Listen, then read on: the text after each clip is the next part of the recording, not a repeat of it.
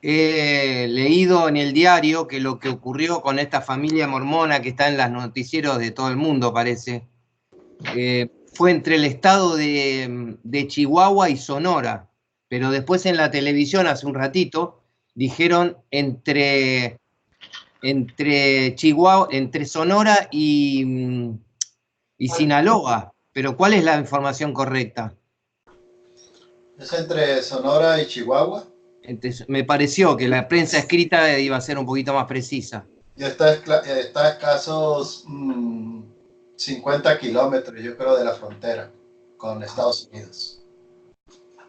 Ahí fue el evento. ¿Sí? Claro. ¿Y de la ciudad de Hermosillo a cuánto está esa ruta donde ocurrió? Ah, está lejos. Por auto, 4, 6, 8 horas más o menos. Ah, bastante lejos. Sí, es lejos eso. Sí.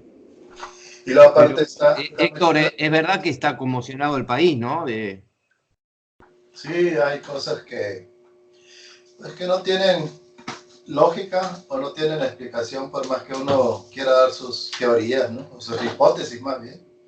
Porque, pues, es demasiado la hazaña de cuenta con la que se presentó el día de ese. Se había visto cosas feas, pero no ese nivel de meterse con los niños y todos esos detalles, ¿no? Claro. Entonces, uno de veras que dices, ya no entiende que pues muchos pudieran pensar pues que era pues para estabilizar el país, para desacreditar al presidente, que no están funcionando sus estrategias y todo lo que tú quieras.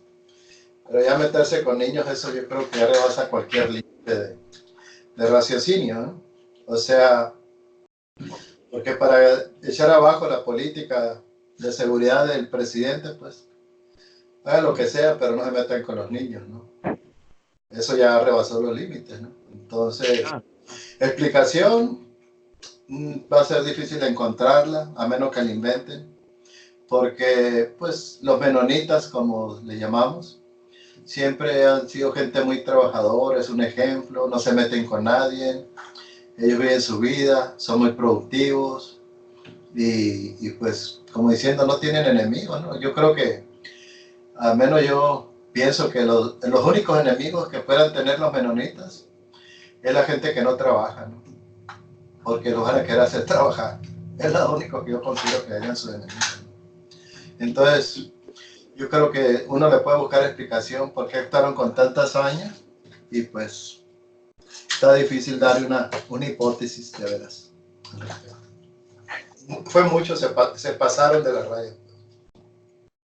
Sí, sí, lo mismo escuché. Hola Jorge, lo mismo escuché yo por televisión, Héctor, que el periodista que hablaba desde México decía que en un principio se pensó en la posibilidad de un error, Sí, pero después que se reconstruyó bien la escena, el error no encajaba.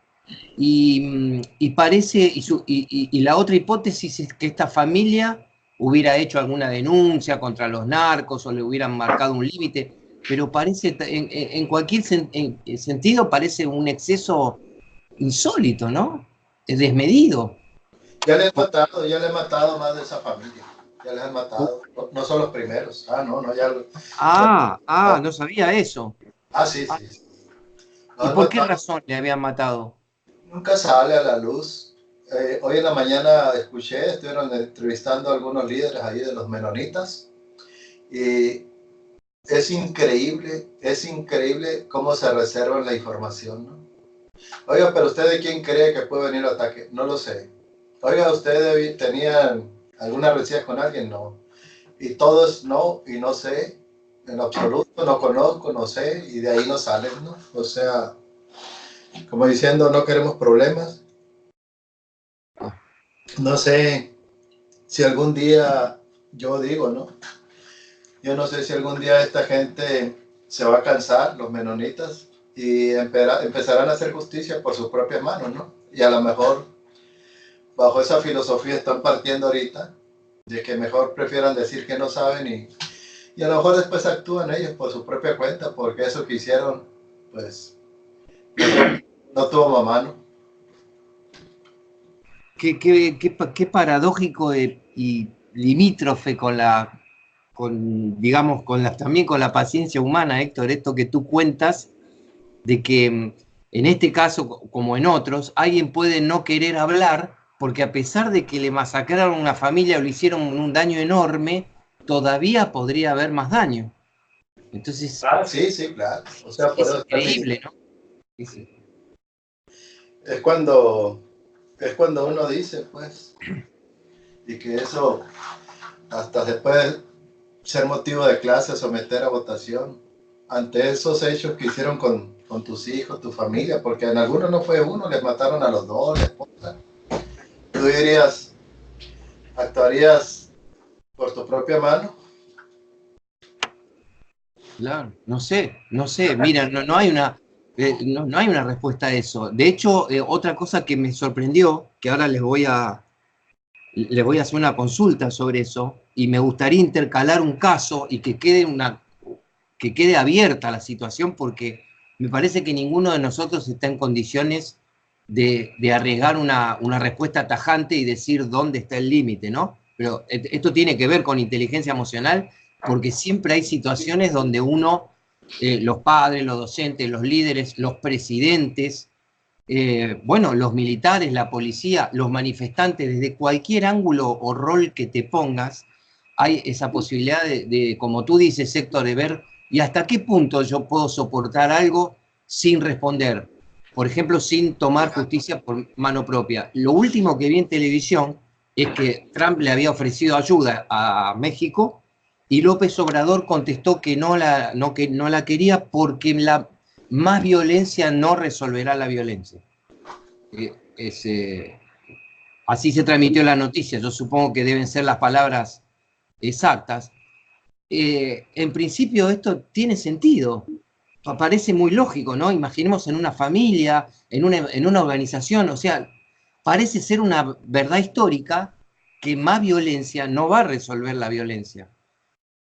Pero hay un pero, y me gustaría contarles una historia, y con esa historia, si ustedes quieren hacer una reflexión, insisto, no vamos a ir en busca de respuesta, porque además no tenemos tiempo, pero les voy a contar un hecho histórico que es poco conocido, y que a mí me impactó mucho cuando lo leí, y estamos hablando de una de las mentes más brillantes de la humanidad, y uno de los científicos más importantes del siglo XX. Estoy hablando de Albert Einstein, que después de la teoría de la relatividad y demás, fue reconocido en todo el planeta como un gran pacifista. ¿No? Un gran pacifista. Y resulta que él un día se despertó una mañana y tomó una decisión que, repito, es poco conocida a nivel histórico. Hay tantos hechos alrededor de la vida de Einstein que no todos se pueden conocer en la misma magnitud, ¿no? Einstein pide ser llevado a un cuartel norteamericano. Pide ser llevado a un cuartel norteamericano. Esto, por supuesto, fue después de Pearl Harbor, ¿no? Después del 41, del año 41. Y se presentó ante un grupo de soldados y obviamente enseguida lo reconocieron. Y Einstein les dijo, ustedes saben quién soy y ustedes conocen mi posición posiblemente desde hace años. Yo soy un pacifista acérrimo, igual que Gandhi. Pero ¿saben por qué estoy acá? Los soldados dijeron, no tenemos la menor idea. Porque temporariamente y por una situación excepcional he cambiado de postura. He venido a pedirles en persona a ustedes que son jóvenes y que son fuertes y que están entrenados. Yo no puedo hacer lo que van a hacer ustedes, que vayan al frente y peleen contra el ejército de Hitler. Porque si no lo hacen, agregó Einstein, si nadie lucha contra Hitler, pronto todos seremos del Tercer Reich. Esto me pareció impresionante cuando lo leí y, y deja abierto un interrogante, ¿no? O sea, tenemos un hecho histórico de una persona que incuestionablemente era pacifista. No sé cómo habría actuado Gandhi, me parece que Gandhi estaba más cerca siempre de poner la otra mejilla, pero en el caso de Einstein pasó de verdad esto que les estoy contando. Él, digamos, fue a pedirle a los soldados que lucharan porque él era el mal menor. Vuelvo a la pregunta, en principio es cierto que más violencia no parece peligroso para frenar la violencia, pero ¿hay un límite para eso? ¿Quién quiere hacer una reflexión? O si tienen otra historia para contar, otro referente.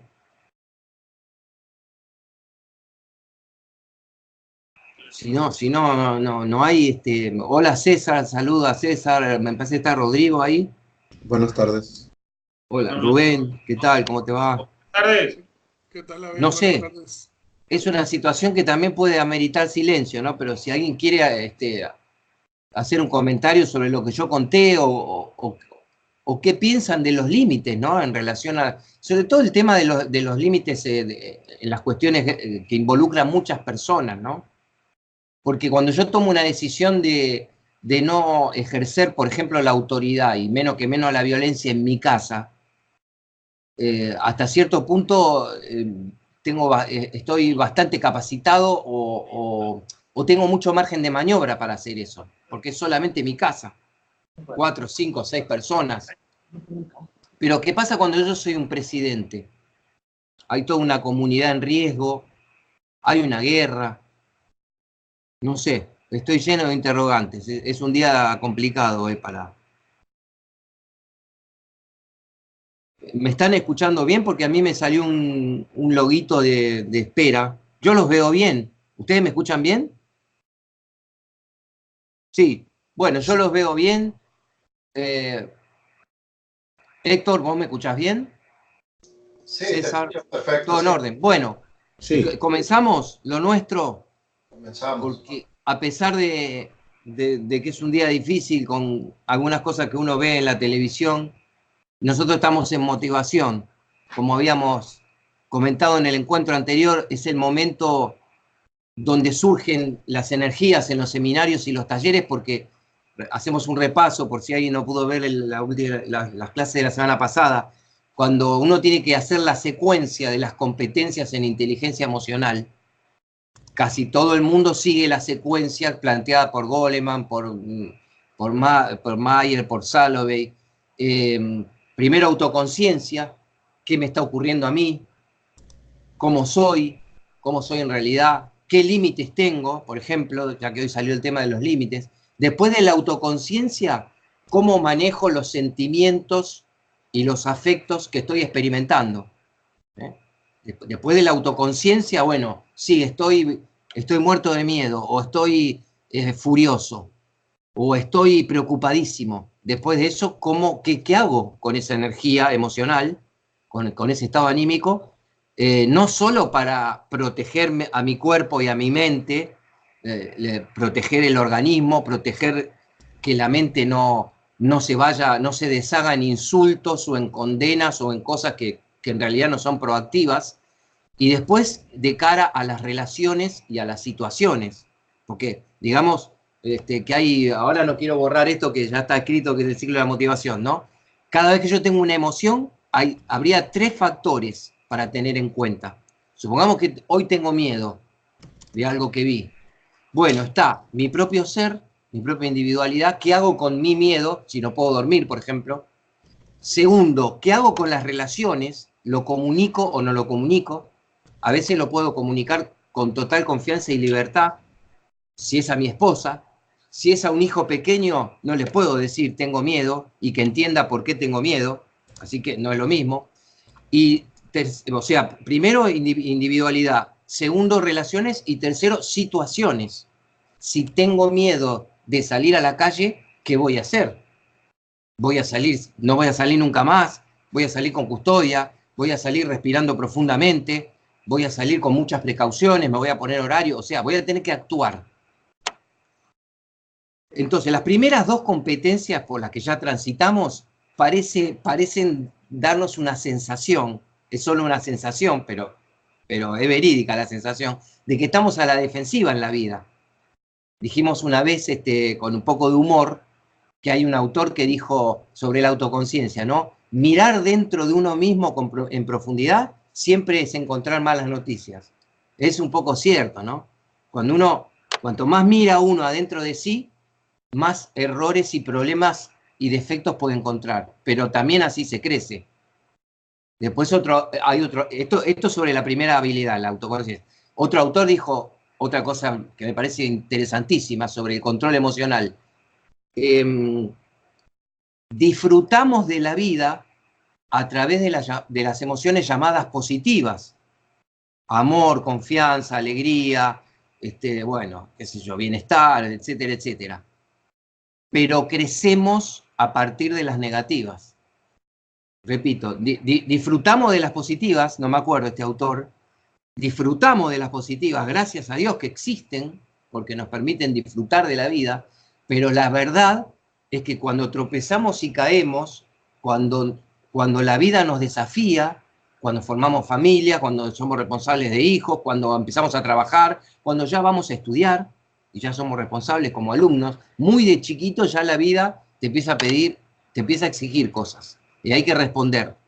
Y cuando aparece la adversidad, la dificultad, aparecen las emociones llamadas negativas con comillas. Miedo, preocupación, ansiedad, celos, vergüenza, envidia, etc. Entonces, transitadas esas dos, que parecía que estamos a la defensiva, pasamos al contragolpe, como se dice en fútbol o en los deportes. Pasamos a la contraofensiva, o sea, estamos en motivación. Una vez que tomamos conciencia de algo y hay que actuar, y hemos podido regular las emociones que podrían frenar nuestra acción, por ejemplo, la ansiedad, el miedo, la preocupación, aparece el terreno de la acción positiva, a la que llamamos genéricamente motivación. Estábamos recorriendo un ciclo. Mientras yo voy redondeando, les voy a comentar. Vayan buscando, por favor, vamos a ver un fragmento de una película para poder conectarlo con un ejercicio importante que comenzaremos hoy. La película se llama, un segundito, Motivación al filo del peligro. ¿Se acuerdan que vimos un fragmento al filo del peligro? Pero ahora vamos a ver un segundo fragmento, otra secuencia de esa película. Entonces, esta se llama Motivación al filo del peligro. Pensamientos, está achicada la palabra, pensamientos automáticos y reestructuración cognitiva. Fíjense que es un título muy largo. Recuperarse de la derrota, dice al final del video. Por favor, si lo van ubicando. La clave sería al final, ¿no? Que diga recuperarse de la derrota. Ese es el fragmento que vamos a ver hoy, conectándolo con un ejercicio. Bueno, entonces, ciclo de la motivación, repaso muy rápido. Hay un motivo, recibirse de médico, confianza en uno mismo, puedo hacerlo, optimismo, un argumento racional, factible, de que me puedo recibir en 6 años, una vez me dijo Rubén el jueves pasado, 6, 7 años me puedo recibir Rubén de médico, más o menos. Entusiasmo, la energía inicial, sobre todo, que tengo que tener cuando abordo algo. Imagínense comenzar si alguien piensa en cuestionar la palabra entusiasmo, imagínense una relación romántica, imagínense yo abordando a una chica y en la primera cita no tengo ningún entusiasmo. Evidentemente con esa chica no me voy a casar. El noviazgo, por ejemplo, para tomar ciclos de la vida, ¿no? El noviazgo generalmente debe estar nutrido de entusiasmo. Para poderte casar, vos tenés que tener un noviazgo entusiasta. Si vos tenés un noviazgo apático o un noviazgo muy conflictivo, posiblemente no llegues al matrimonio, porque la pareja se da cuenta que no está funcionando algo. El entusiasmo es fundamental al comienzo de una carrera, de una relación, pero lamentablemente, como en ecología, ¿no? Es una energía no renovable automáticamente. No se renueva automáticamente el entusiasmo. De hecho, ya que citamos a Einstein al principio, en física hay una ley que nos demuestra que si el ser humano no se cultiva, no hace esfuerzos y demás, nos come la entropía. ¿Qué es la entropía? La segunda ley de la termodinámica dice todo tiende al desorden. El desorden final de nuestro ser en términos físicos, ¿no? No estamos hablando ni de religión ni de filosofía. En términos físicos, el desorden final es que yo muero. Entonces, según los físicos, todos mis átomos se dispersan. Ahora mismo hay átomos de todas las personas que murieron antes pululando en la Tierra. Se perdió ese orden. Entonces, orden también es una palabra importante en nuestras vidas y se sostiene por el esfuerzo humano el orden. Nuestras sociedades, nuestra civilización no se hizo de casualidad. Es el producto de muchas pruebas y ensayos, muchas pruebas y error, muchas guerras, muchas tragedias, muchas muertes, muchos conflictos. El entusiasmo es lo que permite, cuando lo renovamos, pasar a la perseverancia. En los seminarios, cuando yo pedí que me ayudaran con la definición de perseverancia, intervino César, que te acordarás, César, el jueves pasado, y César dio una definición de perseverancia correcta, pero yo le hice ver que hay autores que, y con cierto sentido, porque si no, no es cuestión de discutir por palabras por sí mismas, porque es medio inmaduro eso. Pero es verdad que ciertos autores, cuando distinguen perseverancia de resistencia, tienen razón en un punto, que ahora lo vamos a aclarar. Persistencia es que yo estoy haciendo una tarea durante todo el día y no ocurre nada adverso. Eso es perseverancia, que no la tienen todas las personas, porque hay personas que son creativas y entusiastas, y son muy valiosas en las organizaciones, pero no tienen alta perseverancia. Tomen el ejemplo de grandes artistas, ¿no? Algunos de los cuales, algunos fueron trabajadores empedernidos, perseverantes y resistentes. Supónganse Dostoyevski, escribía de noche, de día, con frío, con calor, con hambre. Titanes del trabajo, algunos artistas, pero otros llevaban una vida artística, bohemia, y no eran precisamente modelos de perseverancia, pero eran genios artísticos, eran personas que tenían mucha creatividad. Entonces, ¿cuál es la diferencia entre entusiasmo y perseverancia? El entusiasmo puede ser una alta energía mental, nivel de creatividad interesante, pero luego necesito que otras personas lleven a cabo lo que yo imaginé, lo que yo creé. Entonces, la perseverancia es la capacidad de hacer algo una y otra vez todo el tiempo que sea necesario. Perseverancia. Ejemplo que yo ponía generalmente en los seminarios y talleres. Tengo que derrumbar una pared. Si yo tengo que derrumbar una pared, porque hay un ambiente de mi casa, mi empresa, o en un lugar X que me contrataron, yo no funciona así. No hago clic por entusiasmo y digo, pared, desaparécete en este instante. No, tengo que agarrar una... ¿Se llama masa el martillo grande que usan los albañiles para tirar abajo una pared? ¿Se llama masa en México? No es el martillo. ¿Vieron cuando alguien golpea con un cortafierro? Acá le decimos masa y cortafierro. Marros. En Argentina. ¿Cómo le dicen, Rodrigo? Marros. Marros. Sí. Mira qué curioso. Bueno, marros el marros... De diferentes tamaños, de diferentes libras. Ok, diferentes pesos, correcto. Entonces yo le estoy dando con el marros desde las 8 de la mañana hasta las 7 de la tarde. ¿Qué es perseverancia? Que yo trabaje desde las 8 de la mañana hasta las 7 de la tarde, parando para comer, todo, pensemos cosas civilizadas, pero soy un rey de la perseverancia. De lunes a miércoles tiré la mitad de la pared. Soy persistente. Ahora, el miércoles a la tarde se me rompe el marros. Aparece la adversidad. O me encuentro con una columna. Se llama parece que sí, que se llama así. Por la risa de Rodrigo, que enseguida se rió. No, pero te digo, para que se rompa el marro está muy lejos. Si se te rompe, te rompiste los dedos con el marro. Tienes razón, tienes razón. Pero hay que poner un ejemplo de alguna adversidad, que se te pare el carro en la ruta, que se te rompa una herramienta. Tienes razón, Rodrigo. Es más grave hoy que se nos pague el celular, ¿no? Pero bueno, para seguir con el ejemplo de la pared, quedó la mitad de la pared y a mí se me rompió una herramienta. Entonces, hay una actitud humana que es la de la persona que dijo, yo puse confianza en mí mismo, era optimista, le puse entusiasmo, le puse perseverancia en la tarea, pero no doy más. Me rindo. Desde el lunes que no paro, me rindo. Nadie está juzgando que esa actitud sea correcta o incorrecta. Habría que ver quién es, qué le pasó, el contexto, etc.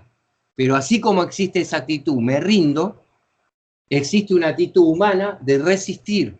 Habíamos dicho el jueves que ahora un término más moderno que deviene también de la ingeniería se llama resiliencia. La resiliencia es la capacidad de un metal de doblarse y poder recuperar la forma inicial que tenía. Entonces, la corriente de la psicología positiva y otros especialistas han llevado ese término a la capacidad humana de recuperarse de la adversidad.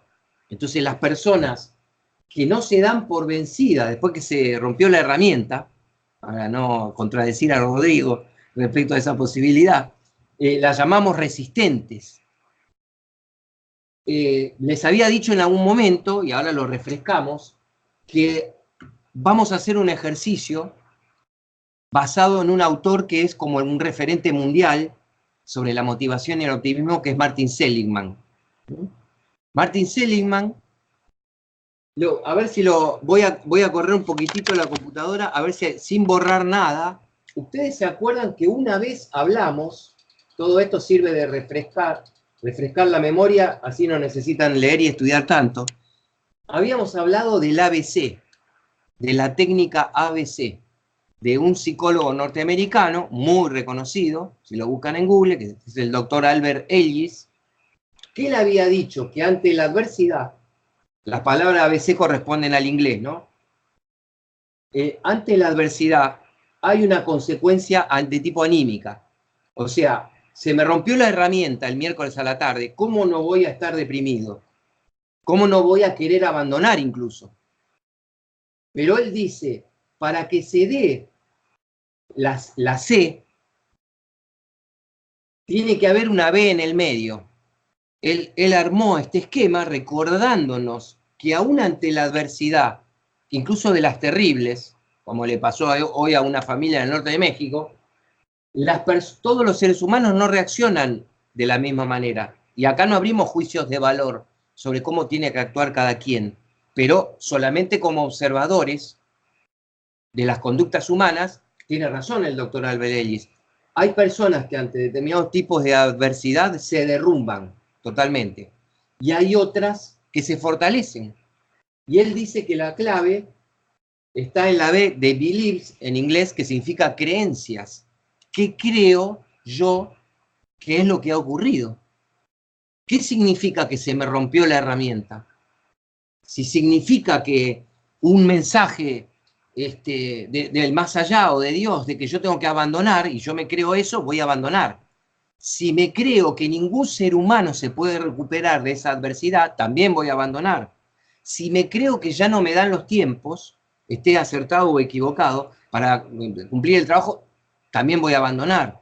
Ahora, si me digo, voy a tomar un té, me voy a sentar y voy a reflexionar cómo salgo de esta situación.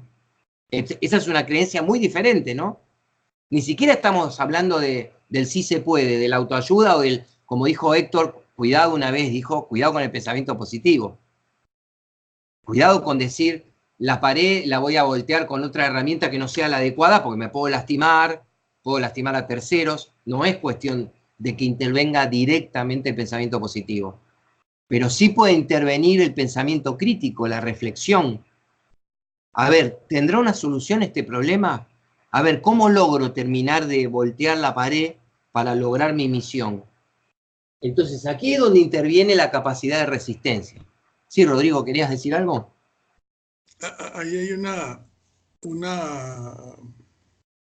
significado de perseverante, de perseverancia y de persona perseverante.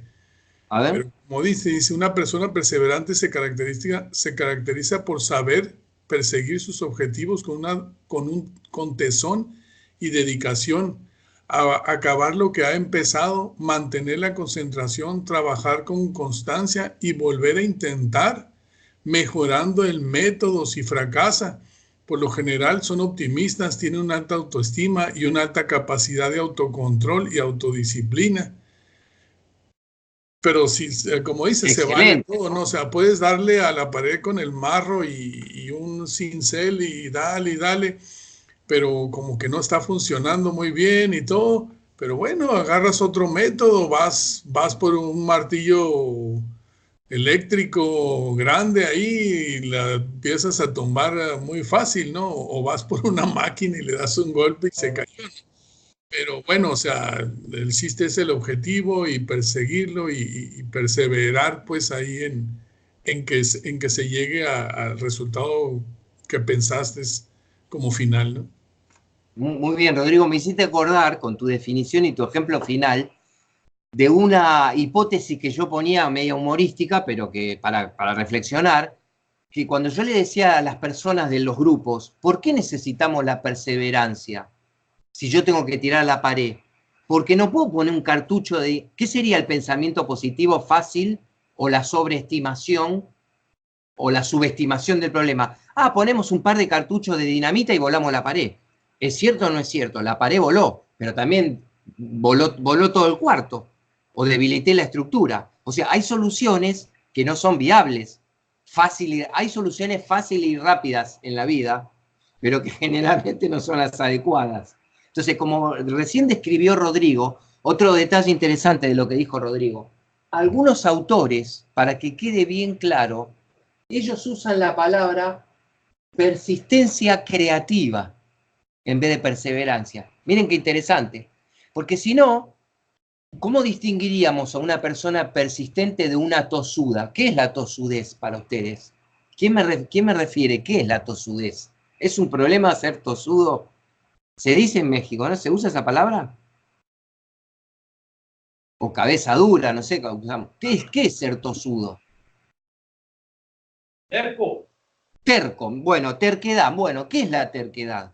¿Quién quiere definir? Igual como dice así, es como, aquí un autor dice que haz de cuenta que es una perseverancia también, pero negativa. Dice, una persona puede gastar mucho esfuerzo, tiempo en algo que no produce ni va a producir ningún resultado. Por lo tanto, una persona debe saber no solo cuándo perseverar, sino también hasta qué punto abandonar el proyecto o objetivo, dice, porque no vas a llegar a ningún lado, ¿no?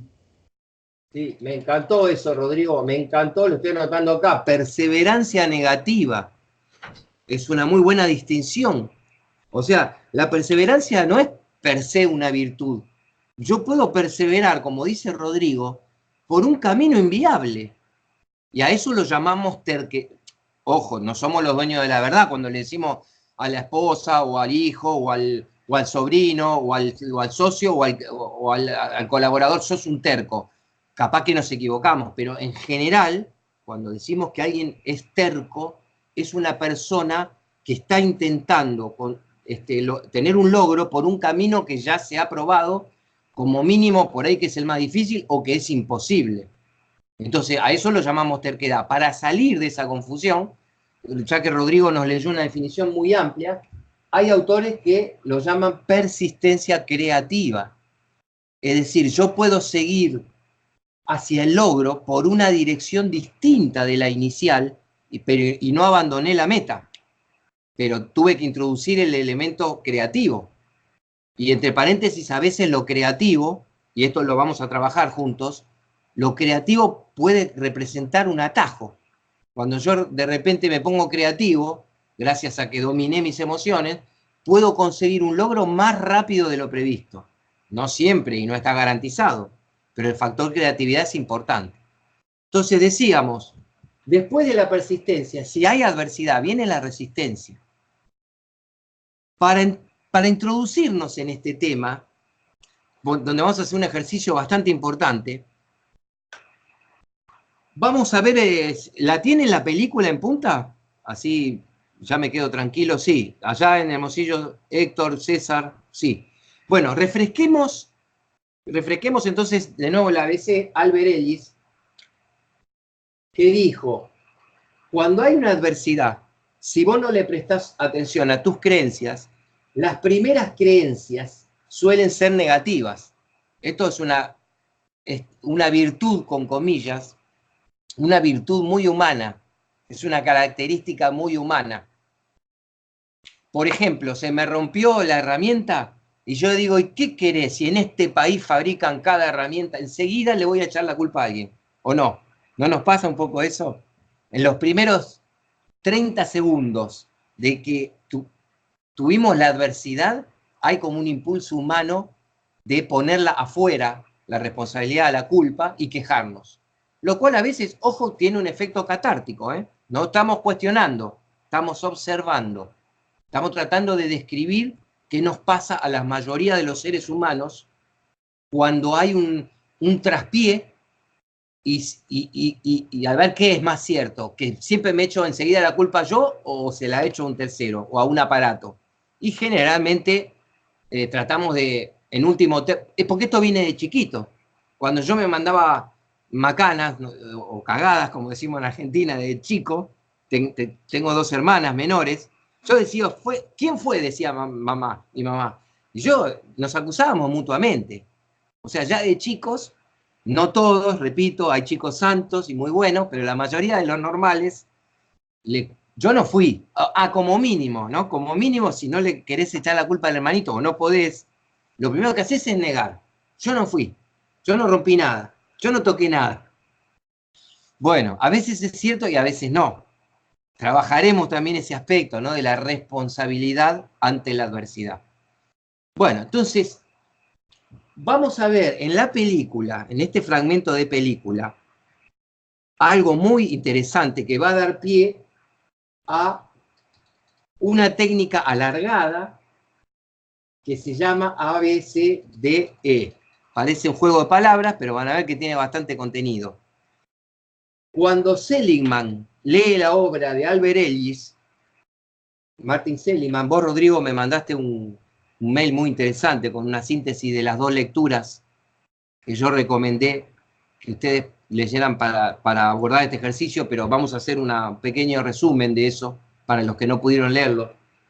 Seligman, cuando conoce la obra de Ellis, se pone a intentar entender por qué la gente se deprime, por qué la gente se desmotiva, por qué la gente pierde las esperanzas. Y así se convirtió, gracias a libros como este, que ahora les refresco la memoria. Miren, este libro que está todo rotito, ya no se consigue en ningún lado, porque es de la década del 90, El optimismo se aprende. Es un título muy interesante, el optimismo se aprende. Nacemos más o menos optimistas y más o menos pesimistas, pero el acierto de autores como Seligman es proponer que esas cosas que parecen actitudinales de nacimiento son mejorables o aprendibles incluso. Bueno, si tienen la película a mano, les voy a comentar qué ocurre, les refresco el contexto y pongo énfasis en un par de detalles. ¿Se acuerdan que esta película, Al filo del peligro, hay un accidente de aviación y quedan juntos como sobrevivientes un señor que es millonario,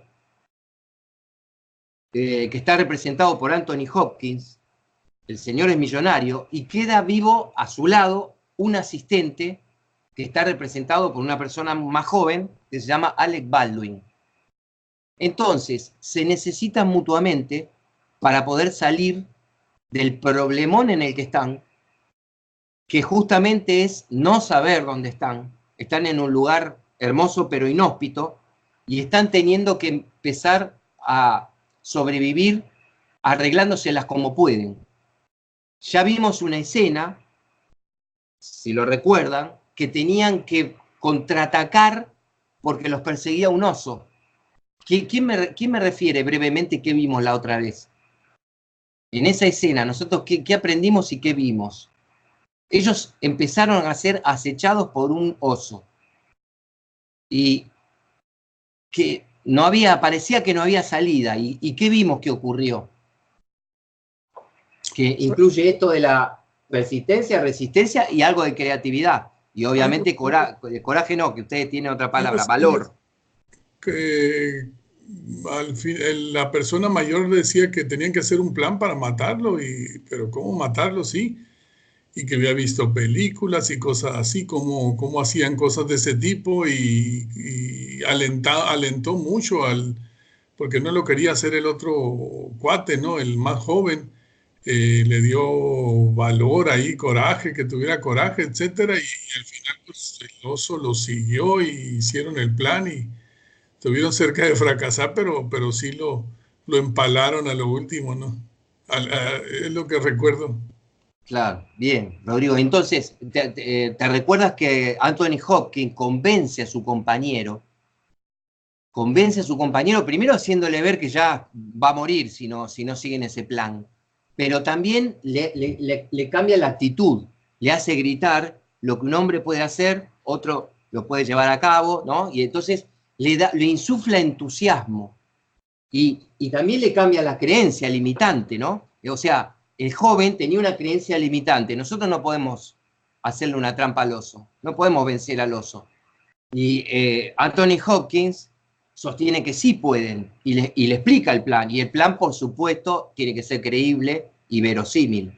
En la película lo es y funciona. Como dice Rodrigo, por poquito no le sale mal, pero funcionó. Ahora vamos a ver como la contracara de esa situación, porque ellos dos van a experimentar un momento de esperanza, que es muy importante, y si tú tienes una esperanza o una expectativa y no se cumple, y la expectativa era muy alta, y la esperanza era muy importante, por ejemplo, que te vengan a rescatar, si es algo que casi va a involucrar a tu vida, en la película va a involucrar a la vida, el derrumbe puede ser muy grande también, porque hay tanto en juego, hay tanta energía puesta ahí. Una cosa es la esperanza de que gane mi equipo el domingo, y que yo me derrumbe porque no ganó.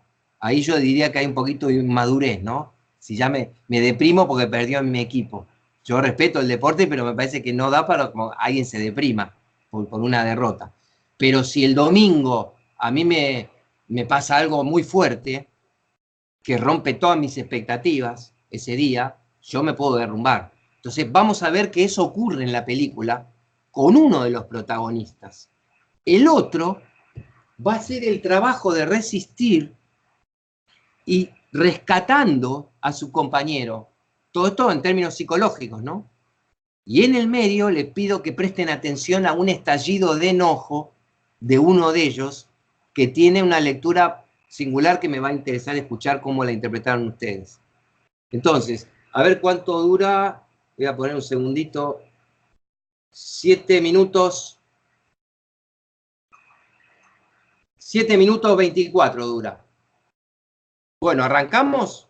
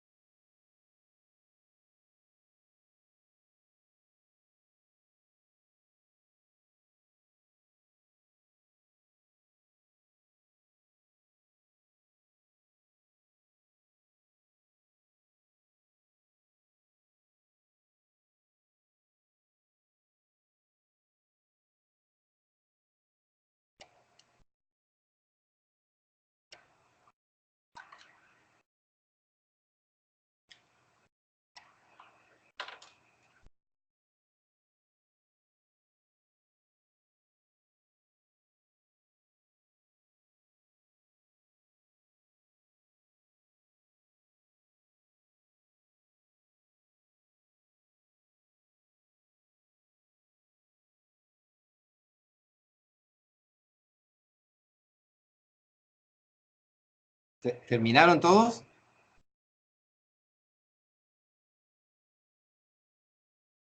¿Sí? Bueno. ¿Comieron un poco de pochoclo en el medio? Listo. Bueno, ¿les gustó la escena? Tiene varios aspectos interesantes para comentar, ¿no? ¿Quién quiere? A mí, yo ya dije como, digo, lo primero que, hago una pregunta abierta, ¿qué vieron? Porque así como facilitadores no influimos en la mirada amplia del público. El público puede arrancar por el aspecto que quiera. Entonces yo digo, ¿qué vieron ustedes? ¿Quién quiere contar a los compañeros qué vieron?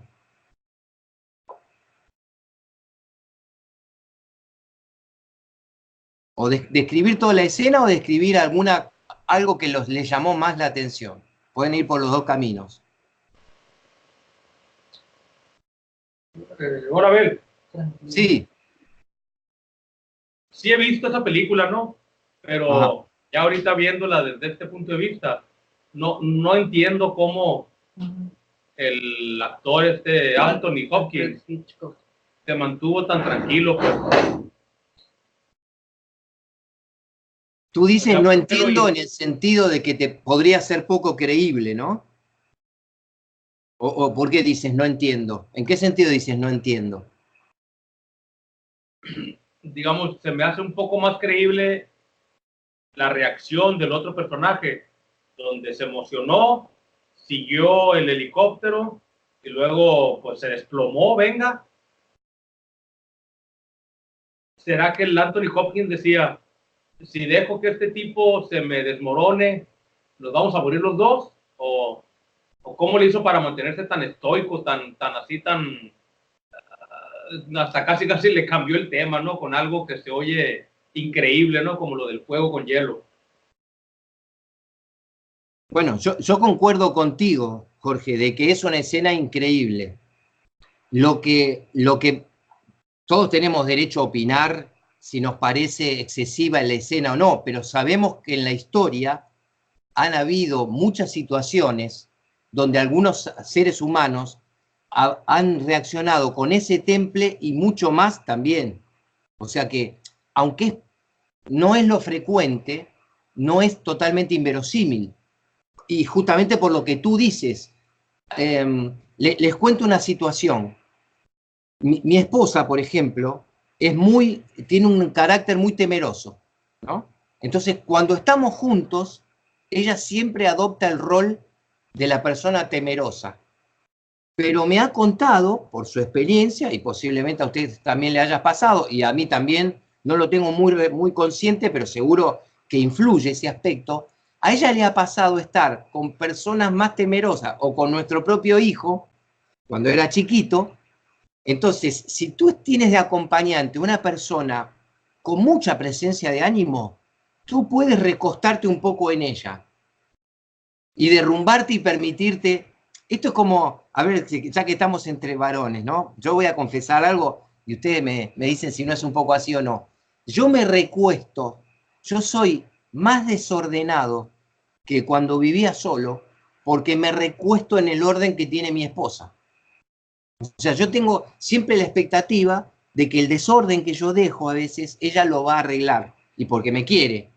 Y yo no se lo dejo a propósito. Después le pido disculpas, le traigo flores, hago lo que tengo que hacer. Pero digo, todos actuamos en relación a que cuando el otro ser humano, en este caso volvemos a lo nuestro, ¿no? Si es más fuerte que yo, es posible que yo me derrumbe con más libertad que si yo estuviera con un débil.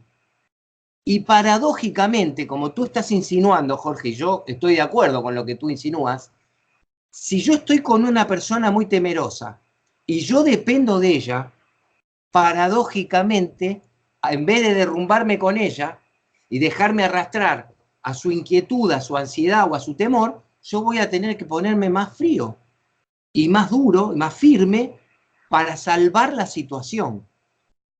Esto, si quieren ver, si lo quieren ver en acción, tienen en los documentales de la serie Catástrofes Aéreas, que yo una vez mencioné. Cuando tú asumes un rol, por ejemplo, Vieron que la mayoría de los comisarios y tripulantes, aquí se llaman tripulantes de cabina de pasajeros, las azafatas y azafatos. ¿Cómo se le dice en México al personal de auxiliar en un avión? ¿Cómo se lo llaman ustedes? Tripulación, azafata, sobrecargo. La tripulación. Bueno, la tripulación. Acá se llama tripulante de cabina de pasajeros, etc. Bueno, azafatas y azafatos. Esa gente no es mucho más valiente que nosotros, pero en una situación de una emergencia van a tener que adoptar un rol profesional para el que ya se mentalizaron, porque tampoco ellos son militares, no tienen un entrenamiento como una tropa de élite para ir a combatir.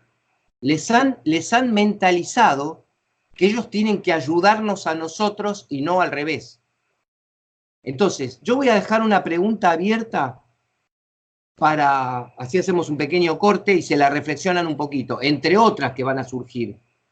Yo pregunto, ¿ustedes vieron en esta escena roles marcados y de qué tipo? Les hago esa pregunta y esta segunda pregunta. ¿Los roles, qué relación tienen con las emociones de una persona? ¿Directa, indirecta? Esas dos preguntas hago, las vuelvo a repetir. Me gustaría saber si ustedes vieron roles, estas personas en esta situación son semejantes completos, no están en una organización, no están en una sociedad, ninguno de los dos tiene dinero, o sea, porque llevan lo opuesto, están con sus ropas y nada más, lo han perdido todo. Momentáneamente están completamente a la par, digamos. Sin embargo, hay posibilidades de que ahí haya habido roles. Me gustaría la opinión de ustedes. Y la segunda pregunta, después de esa, es, ¿hay una vinculación entre los roles que nosotros adoptamos en la vida, que no es uno solo, son varios, y las emociones? ¿Quién quiere describir algo? ¿Quién quiere explorar un poco este tema? Exponer, explorar y exponer. ¿De acuerdo? Entonces, ¿nos encontramos en 5? Vengan cargados de contenidos. Bueno, vale, en 5 nos vemos.